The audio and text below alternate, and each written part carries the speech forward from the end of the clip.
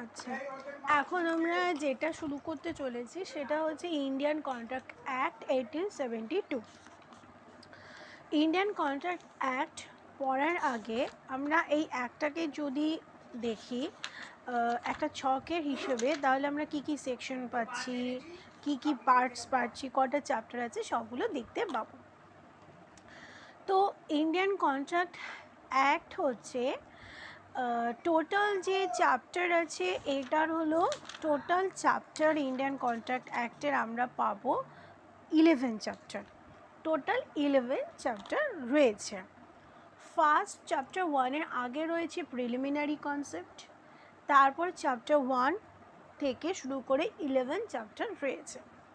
Chapter 1 deal করছে communication, acceptance and revocation of proposals. Chapter 2 deal করছে of contracts, voidable contract and void agreement কনসেপ্টটাকে নিয়ে। Chapter 3-তে রয়েছে কন্টিনজেন্ট কন্ট্রাক্ট। চ্যাপ্টার 4 রয়েছে performance of contract. Chapter 5 certain relations resembling those created by the contract. Chapter 6-এ রয়েছে consequences of breach of the contract। আর chapter যে 7 sale of goods act, এটা টোটালটাই রিপিল হয়ে গেছে। তারপর চলে আসছি চ্যাপ্টার 8-এ। চ্যাপ্টার 8-এ রয়েছে ইনডেমনিটি অ্যান্ড গ্যারান্টি। চ্যাপ্টার 9-এ রয়েছে বেইলমেন্ট পোর্শন অ্যান্ড চ্যাপ্টার 10-এ রয়েছে agency and last one chapter 11-এ যেটা রয়েছে পার্টনারশিপ, এই পোর্শনটুকু রিপেয়ার হয়ে গেছে। তাহলে টোটাল 11 চ্যাপ্টারটার মধ্যে দুটো চ্যাপ্টার মানে চ্যাপ্টার 11 পার্টনারশিপের পোর্শন আর chapter 7 sale of goods act, এই দুটো পোর্শন রিপেল হয়ে গেছে। তো আমরা ফার্স্টে শুরু করছি প্রিলিমিনারি পোর্শন দিয়ে। তো আমরা কি দেখলাম, প্রিলিমিনারিতে দুটো পয়েন্ট রয়েছে, দুটো সেকশনস রয়েছে, একটা হলো সেকশন 1 আর একটা হলো সেকশন 2। সেকশন 1-এ বলেছে কতটা এক্সটেন্ড করছে এই একটা, আর সেকশন 2-তে হচ্ছে ইন্টারপ্রিটেশন ক্লজ। তো তার আগে আমরা দেখব এই ইন্ডিয়ান কন্ট্রাক্ট অ্যাক্টে প্রিয়াম্বল পোর্শনে কি বলা হয়েছে। বলছে এই অ্যাক্টটা প্রিয়াম্বলে পোর্শন বলা হয়েছে whereas it is expedient to define and amend certain parts of the law relating to the contracts। তার মানে যে সমস্ত লগুলো কন্ট্রাক্টসটাকে রিলেট করছে, তার যে কিছু পার্টস রয়েছে সেই পার্টসটাকে এটা অ্যামেন্ড করছে এবং এটা এক্সপিডিয়েন্টলিভাবে ডিফাইন করছে। তো আমরা ঢুকে যাচ্ছি চ্যাপ্টার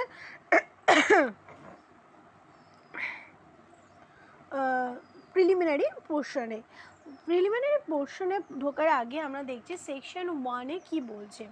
সেকশন 1-এ আমাদের এটা বললো এই অ্যাক্টটাকে আমরা ইন্ডিয়ান কন্ট্রাক্ট অ্যাক্ট 1872 বলতে পারি, আর এটা এক্সটেন্ড করছে টু হোল অফ ইন্ডিয়াতে, এক্সেপ্ট হচ্ছে জম্মু অ্যান্ড কাশ্মীর, এই পোর্শনটাকে বাদ দেওয়া হয়েছে। and it shall come into force for the first day of September 1872। MCQ আসে এখান থেকে যে কত সালে ইন্ডিয়ান কন্ট্রাক্ট অ্যাক্ট এনফোর্স হয়েছিল, অ্যান্সার হচ্ছে ফার্স্ট ডে সেপ্টেম্বর 1872। আর এটা এক্সেপশন পোর্শন বলছে যে nothing here in content shall affect the provisions of any statute act or regulation not expressly repeal nor any usage nor customs of the trade nor any incident of any contract or not inconsistent of the provisions of the act। তার মানে এই অ্যাক্টে এইখানে যা provisions বলা থাকুক সেটা কিন্তু কোনো রকমভাবে অ্যাফেক্ট করছে না, যেখানে কোনো রেগুলেশন স্ট্যাটিউট অ্যাক্টটা এক্সপ্রেসলিভাবে রিপিল হয়নি, না কোনো ইউসেজের ওপর বা কাস্টম অফ ট্রেডের ওপর, না কোনো ইনসিডেন্ট অফ এনি কন্ট্রাক্ট, না কোনো inconsistent of the provisions of this act, এগুলোর ওপর কিন্তু অ্যাপ্লাই হচ্ছে না। তো আমরা এবার ঢুকে যাচ্ছি ইন্টারপ্রিটেশন ক্লজ পোর্শনে, মানে ডেফিনেশন ক্লজ। সেকশন 2 বলছে in this act the following words and expressions are used in the following senses unless the contrary intention appears from the context. মানে এখানে যে ডেফিনেশন দেওয়া রয়েছে সেটার বাইরে আর যদি কিছু না বলে থাকে তাহলে আমরা কিন্তু এই ডেফিনেশনসটাকেই ধরবো। ফার্স্ট 2A টু এতে বলছে when one person signifies to another his willingness to do or to abstain from doing anything with a view to obtaining the assent of the other to such act or abstinence he is said to make a proposal. তাহলে section 2 এতে আমরা পাচ্ছি প্রপোজালের definition. প্রপোজালের definition এটা বললো যখন একটা ব্যক্তি when one person signifies মানে যখন সে দেখাচ্ছে যে তার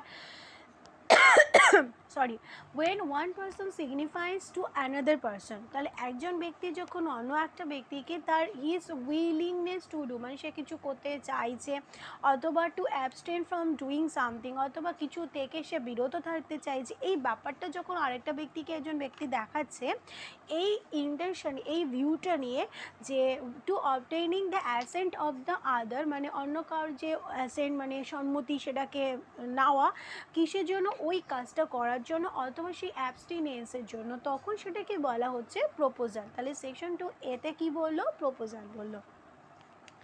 নেক্সট সেকশন আছে সেকশন 2B যেখানে বলছে যে when the person to whom the proposal is made signifies his assent thereto the proposal is said to be accepted। মানে যা একটা সাপোজ এ আর বি দুজন ব্যক্তি আছে, এ বিকে তার নিজের উইলিংনেসটা দেখাচ্ছে যে সে he want to do something or he want to abstain from something, ঠিক আছে। এই যে এ যখন বিকে দেখাচ্ছে সে তখন তার সম্মতি নেওয়ার জন্য যদি সে নেয় তখন সেটাকে বলছে proposal is to be accepted. আর যখন প্রপোজাল অ্যাকসেপ্ট হয়ে যাচ্ছে তখন সেটা কি হয়ে যাচ্ছে? প্রমিস হয়ে যায়। তাহলে আমরা সেকশন 2B-তে কাকে পেলাম? প্রমিস। আর 2A-তে কাকে পেলাম? Proposal. 2C the person making the proposal is called the promisor and the person accepting the proposal is called the promisee। তাহলে যে ব্যক্তি প্রমিসটাকে করছে মানে প্রপোজালটা দিচ্ছে তাকে বলবো প্রমিসার, আর যে ব্যক্তি প্রপোজালটাকে অ্যাকসেপ্ট করছে তাকে বলবো প্রমিসি। তাহলে এ বি সি তিনটে পেয়ে গেলাম। ফার্স্ট আসলো প্রপোজাল, তারপর আসলো প্রমিস, যে প্রপোজালটা অ্যাকসেপ্ট করে প্রমিস হচ্ছে, তারপর আচ্ছা এবার আসছে section 2D when at the desire of the promiser the promisee কাকে বললাম? যে প্রপোজালটাকে অ্যাকসেপ্ট করছে। তো at the desire of the promiser মানে যখন প্রমিসারের ইচ্ছে অনুযায়ী প্রমিসই হতে পারে বা যে কোনো ব্যক্তি হতে পারে যে কিনা কাজটা করছে অথবা সে কাজটা থেকে বিরত থাকছে অথবা কাজটা করবে বা বিরত থাকবে, হ্যাঁ, বা প্রমিস করলো সে কাজটা করার বা প্রমিস করলো কাজটা থেকে বিরত থাকার, ঠিক আছে। তো সামথিং সাচ অ্যাক্ট আর অ্যাবস্টিনেন্স অর দ্য প্রমিস, তো এই ধরনের যে কাজটা করার বা এই কাজটা থেকে যে বিরত থাকা, তো এই যে প্রতিজ্ঞা করা, এগুলো করার জন্য তো কিছু একটা দেওয়া নেওয়া করছে, এইটাকে বলা হলো কি কনসিডারেশন ফর দ্য প্রমিস। প্রমিসের জন্য যেটা করা হয় সেটাকে বলা হলো কনসিডারেশন ফর দ্য প্রমিস, যেটা সেকশন 2D-তে বলা হয়েছে। তাহলে আমি একবার যদি রিক্যাপ করি, আর রিক্যাপ করলে তাহলে প্রথমে পাচ্ছি 2A-তে হলো প্রপোজাল, 2B-তে হচ্ছে প্রমিস, 2C-তে হচ্ছে প্রমিসার আর প্রমিসে, আর 2D-তে হচ্ছে কনসিডারেশন। এবার আছে 2E every promise and every set of promises forming the considerations for the each other that is called the agreement। তাহলে এগ্রিমেন্ট কাকে বলছে? যখন সেকশন 2E অনুযায়ী আমরা বলবো তখন এগ্রিমেন্ট কাকে বলছে? যখন প্রত্যেকটা প্রমিস বলো বা কোনো সেট অফ প্রমিসেস বলো যেটা কি না কনসিডারেশন তৈরি করছে একে অপরের সাথে, তখন সেটাকে কিন্তু আমরা বলবো এগ্রিমেন্ট। 2F বলছে promises which form the considerations or part of the consideration for each other। তার মানে কি বলছে? যখন কোনো প্রমিস একটা কনসিডারেশন তৈরি করছে অথবা কনসিডারেশন একটা পার্ট তৈরি করছে ফর ইচ আদার, তখন সেটাকে বলা হলো রেসিপ্রোকাল প্রমিসেস। এইবার 2G-তে যেটা বলছে একটা এগ্রিমেন্ট যেটা কিনা which is not enforceable by law, তখন সেটাকে কি বলা হবে? That is said to be the void. এটা 2G-তে বললো। তাহলে ইতে পেলাম এগ্রিমেন্ট, এফে পেলাম রেসিপ্রোকাল প্রমিসি। রেসিপ্রোকাল প্রমিসি মানে যখন প্রমিস করা হচ্ছে কনসিডারেশন করার জন্য বা যে প্রমিসটাকে যে কনসিডারেশন একটা পার্ট তৈরি করছে ফর ইচ আদার, তখন রেসিপ্রোকাল প্রমিসেস বলছে। আর এগ্রিমেন্টটা যখন এনফোর্স হচ্ছে না তখন ভয়। তার মানে 2G জিটা কিন্তু ভয়েড আছে। তাহলে কন্ট্রাক্ট ডেফিনেশন কোথায় আছে? 2H এ রয়েছে। তাহলে EFGH, এইচে বলছে যখন কোনো এগ্রিমেন্ট এনফোর্স হচ্ছে বাই ল তখন সেটাকে কন্ট্রাক্ট বলছে। এবার আইতে যেটা আছে সেটা বলছে যখন একটা এগ্রিমেন্ট যেটা কিনা ল দ্বারা এনফোর্সেবল হচ্ছে at the option of the one or more of the parties, ঠিক আছে, মানে একজন ব্যক্তি বা একের বেশি ব্যক্তির কাছে এটা অপশন রয়েছে, সেটাকে অ্যাকসেপ্ট করতেও পারে নাও করতে পারে, কিন্তু not at the option of the other or others, মানে অন্য যে আদার্স পার্টি রয়েছে তার অপশনে কিন্তু নয়, তখন সেটাকে বলা হলো ভয়েডেবল কন্ট্রাক্ট। মানে দুটো ব্যক্তির মধ্যে যদি একজন পার্টির অপশনের উপর ডিপেন্ড করছে সে ওটাকে অ্যাকসেপ্ট করবে কি অ্যাকসেপ্ট করবে না। এটা 2I-তে বললো। আর 2Z-তে যেটা বললো সেটা হচ্ছে একটা কন্ট্রাক্ট যেটা কিনা মানে which ceases to be enforceable by law, মানে আইনত যে সিজ হয়ে গেছে তখন সেটাকে ভয়েড ধরা হচ্ছে এবং সেটা তখনই এটা সিজ হয়ে যাবে এনফোর্স করতে, মানে যখনই ভয়েড হয়ে যাবে তখনই সেটা এনফোর্স করতে সিজ হয়ে যাবে। তাহলে আমরা যদি দেখি প্রিলিমিনারি পোর্শন ছোট্ট করে দেখলে আমরা এটা পাবো। 1 নম্বর বলছে সেকশন 1-এ যে সেপ্টেম্বর মাস 1 তারিখে 1872-তে কিন্তু এই অ্যাক্টটা এনফোর্সড হয়েছে। এই অ্যাক্টটা whole of India applicable except Jammu and Kashmir, এই যে কথাটা ছিল সেটাকে পরে এক্সক্লুড করে দেওয়া হয়।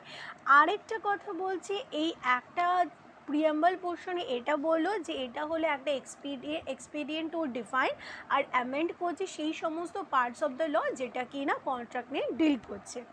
এবার আসছে সেকশন 2-তে যেটা ইন্টারপ্রিটেশন ক্লজ বলে লেখা, ডেফিনেশন ক্লজ বলে লেখা নেই। এই কারণে কারণ এখানে যে এক্সপ্রেশনসটা দেওয়া রয়েছে সেটাই কি ফলো করা হবে যদি না আলাদাভাবে কিছু বলা থাকে। তো আমরা দেখলাম এখানে টোটাল ক্লজ কত পাচ্ছি, ABCDEFGHIJ অবধি ক্লজ আমরা পাচ্ছি। তো পরপর সাজালে আমরা ফার্স্টে পাচ্ছি প্রপোজাল, তারপরে পাচ্ছি হলো প্রমিস, তারপর পাচ্ছি প্রমিসার প্রমিসি, তারপরে পাচ্ছি কনসিডারেশন, তারপর পাচ্ছি এগ্রিমেন্ট, ঠিক আছে। এবার এগ্রিমেন্টটা হওয়ার পর হচ্ছে রেসিপ্রোকাল প্রমিস। এবার এটা 2-3টে ভাগ হয়ে গেল, একটা চলে গেল ভয়েডে এনফোর্সেবল বাই ল হয়ে গেল কন্ট্রাক্ট হচ্ছে 2H-এ, আরেকটা হয়ে গেল ভয়েডেবল। লাস্টে পড়ে রইল কি যখন কোনো একটা কন্ট্রাক্ট মানে এনফোর্স হওয়া থেকে সিজ করছে তখন সেটা ভয়েড হচ্ছে, আর ভয়েড হওয়া মানে সেটা আর সিজ এনফোর্স হবে না, সেটা সিজ হয়ে গেছে। এটা হলো আমাদের টোটাল ইন্টারপ্রিটেশন ক্লজ। ওকে, তারপরে আমরা আসছি চ্যাপ্টার 1। আচ্ছা, চ্যাপ্টার 1টা শুরু করার আগে আমরা এখান থেকে আমরা পেয়ে যাচ্ছি হলো কিছু কমেন্টারি পোর্শনে ভ্যালিড কনসিডারেশনের কথা। তো সেখানে বলছি যখন একটা কনসিডারেশন করা হবে for something to do something, সেটা কিন্তু which is not only the parties regard, মানে শুধুমাত্র পার্টিসকে নিয়ে হবে তা কিন্তু নয়, but the law can also regard as having some value, মানে কিন্তু আইনেও কিন্তু সেখানে কিছু ভ্যালু থাকতে হবে আর এটা রিয়েল হবে, ইলুসারি মানে একটা ইলুজারি বলতে কি একটা এক্সাম্পল হিসেবে তা কিন্তু না, রিয়েল হবে। ইলুজারি মানে সত্যি কথা নেই, মিথ্যে একটা ফেক একটা ক্যারেক্টার, তা কিন্তু না, রিয়েল হতে হবে যেখানে এটা অ্যাডিকুয়েটও হতে পারে আবার অ্যাডিকুয়েট না হতে পারে, বাট ভ্যালিড কনসিডারেশন থাকতে হবে, ঠিক আছে। এটাই হচ্ছে আমাদের কমেন্টারি পোর্শনে আছে আমাদের কন্ট্রাক্টের ক্ষেত্রে। আরেকটা বলছি কন্ট্রাক্টটা তখন এক্সিস্টেন্স হবে যখন সমস্ত টার্মস অ্যান্ড কন্ডিশন ফাইনালাইজড হচ্ছে, if the facts of the particular case show that execution of the written contract was a condition precedent, মানে একটা রিটেন কন্ট্রাক্ট মানে ওটা প্রি কন্ডিশন, মানে ওটা তোমাকে ফলো করতে হচ্ছে, যেটা coming into force of the contract, মানে কন্ট্রাক্টের মধ্যে যে কন্ডিশন আছে সেটা তোমার এনফোর্স হবে যখন কন্ট্রাক্টটা মানে অ্যাপ্লিকেবল হচ্ছে দুটো পার্টিসের মধ্যে। তখন কি হয়, এটা কিন্তু বলা যেতে পারে না যে যে কোনো কনক্লুডেড কন্ট্রাক্টটা তোমার হচ্ছে in the absence of the written contract, মানে রিটেন কন্ট্রাক্টের অ্যাবসেন্সে যে কনক্লুডেড কন্ট্রাক্ট হবে সেটা কিন্তু বলা যেতে পারে না, এবং সেটা কিন্তু এই মানে এক্সিকিউটেড হবে যে কন্ট্রাক্টটা যেটা কি না এনফোর্স বিটুইন দ্য পার্টিসের মধ্যে কিন্তু যে কন্ট্রাক্টটা এক্সিকিউটেড হবে, এটাই এখানে বলা রয়েছে।